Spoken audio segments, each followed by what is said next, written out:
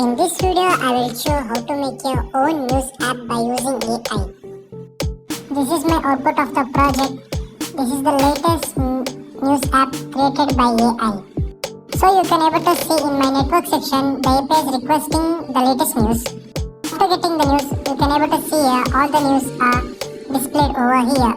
So if you want to able to search, you can able to search the latest news.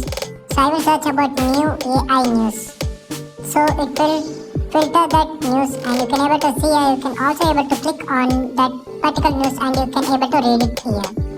After clicking on that particular news, it has taken to us to next page. You can able to read the news here. So let's start this project. So first you have to go to the Google Chrome and you have to search News API. It will take us to this website and you have to click on Get API key. After click on that, you have to log in with your Google account. I will log in my Google account. I will enter my username and then I will enter my email address.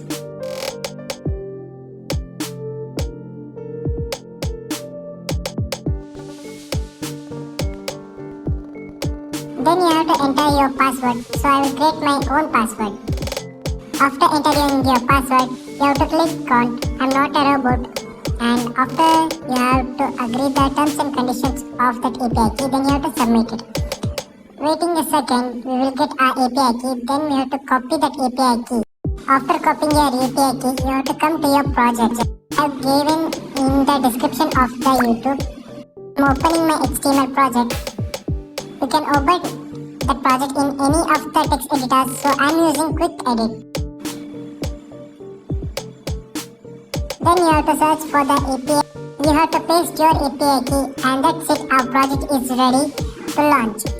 After pasting your API key, you have to save it and then you can able to see the run icon. You have to click on that run and you can see network section. I'm getting the latest news data and we can able to display it. So I think this video is helpful for you and please subscribe to my channel if you are new to my channel and give a thumbs up and bye bye. I will meet you in next video.